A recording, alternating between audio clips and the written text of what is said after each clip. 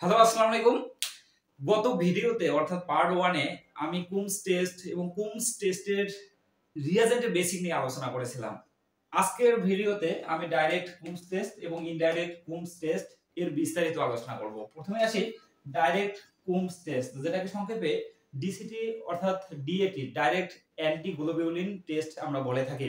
সাধারণত autoimmune haemolytic anaemia, haemolytic disease of newborn, ABO incompatibility বা Rh incompatibility অর্থাৎ Rh negative মাদারের যখন আরএস পজিটিভ বাবু হয় তখন ওই বাবুর ঝুঁকি হওয়ার সম্ভাবনা অর্থাৎ হিমোলাইসিস হচ্ছে কিনা এটা দেখার জন্য আমরা ডাইরেক্ট কুমস টেস্ট করে থাকি।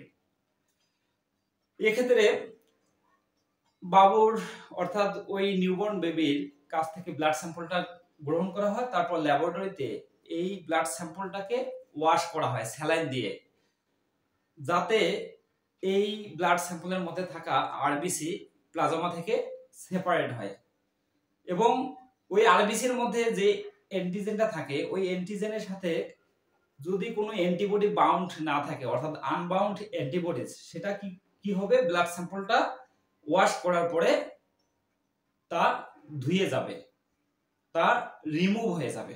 অর্থাৎ তখন আমরা ওই আরবিসি এর অ্যান্টিজেনের মধ্যে শুধু যে সব অ্যান্টিবডি বাইন্ড আছে সেই অ্যান্টিবডি গুলো আমরা ডিটেকশন করতে পারবো। তাহলে কি হচ্ছে, প্রথমে আমরা বাচ্চার রেড ব্লাড সেল নিচ্ছি। এই রেড ব্লাড সেলের মধ্যে কি আছে, এই অ্যান্টিজেন আছে।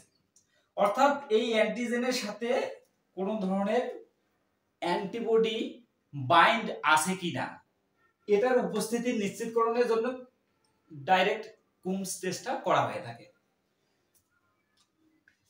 বাচ্চার আরবিসি এর সাথে যদি আমরা অ্যান্টি হিউম্যান গ্লোবিউলিন যোগ করি, পরে যদি এটাকে ইনকিউবেশন করা হয়, আমরা জানি অ্যান্টি হিউম্যান গ্লোবিউলিন এটা হচ্ছে এক ধরনের প্রোটিন অর্থাৎ এক ধরনের অ্যান্টিবডি। এখন এই অ্যান্টিবডিটা যদি এই বাচ্চার আরবিসি এর এই অ্যান্টিজেনের সাথে বাইন্ড করে, এই অ্যান্টিবডিটা যদি ওয়াই শেপের হয়, অর্থাৎ এটা যদি এটার সাথে বাইন্ড করে, তাহলে কি হবে, অ্যাগ্লুটিনেশন হবে।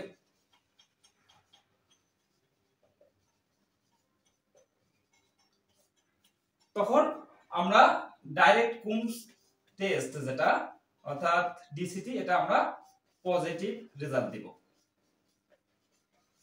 আর যদি এই অ্যান্টিবডিটা এই অ্যান্টিজেনের সাথে, ধরুন এটা অ্যান্টিজেন, এই অ্যান্টিজেনের সাথে বাইন্ড না করে, তাহলে কি হবে, কোনো ধরনের অ্যাগ্লুটিনেশন হবে না, নো অ্যাগ্লুটিনেশন। সেক্ষেত্রে আমরা রেজাল্টটা কি দেব, ডিসিটি নেগেটিভ। ওকে, এখন আমরা আসি ইনডাইরেক্ট কুমস টেস্টটা আসলে কি। এটাকে সংক্ষেপে আইডিসিটি বা আইএটি, ইনডাইরেক্ট অ্যান্টি গ্লোবিউলিন টেস্ট বলা হয়ে থাকে। এখন আমরা ইনডাইরেক্ট কুমস টেস্ট বিষয়ে জানবো, যেটাকে সংক্ষেপে আইডিসিটি অথবা আইএটি, ইনডাইরেক্ট অ্যান্টি গ্লোবিউলিন টেস্ট বলে থাকি। সাধারণত ব্লাড ট্রান্সফিউশনের পূর্বে এই টেস্টটা করা হয়ে থাকে, কিংবা মায়ের প্রিন্যাটাল স্ক্রিনিং টেস্টের ক্ষেত্রে এই টেস্টটা করা হয়। ধরুন কোনো একজন রেসিপিয়েন্ট অর্থাৎ একজন অসুস্থ রোগীর যার রক্তের প্রয়োজন হচ্ছে, সে যদি অন্য কোনো ব্যক্তির কাছ থেকে অর্থাৎ ডোনারের কাছ থেকে ব্লাড গ্রহণ করে, তাহলে এই ডোনারের ব্লাডটা ওই পেশেন্টের শরীরে কোনো ধরনের ক্রস রিয়াকশন ঘটাবে কিনা কিংবা কোনো ধরনের হিমোলাইসিস হবে কিনা সেটা জানার জন্য আমরা ইনডাইরেক্ট কুমস টেস্টটা করে থাকি। এক্ষেত্রে পেশেন্টের কাছ থেকে সিরাম নেওয়া হয়, এই সিরামের মধ্যে কি থাকে, অ্যান্টিবডি থাকে, এবং ডোনারের কাছ থেকে কি নেওয়া হয়, সেল নেওয়া হয়। তাহলে এই ডোনারের সেলের মধ্যে কি থাকে, আরবিসি থাকে, এই আরবিসি এর মধ্যে কি থাকে, অ্যান্টিজেন থাকে, আর পেশেন্টের সিরামের মধ্যে ধরুন এগুলো হচ্ছে অ্যান্টিবডি।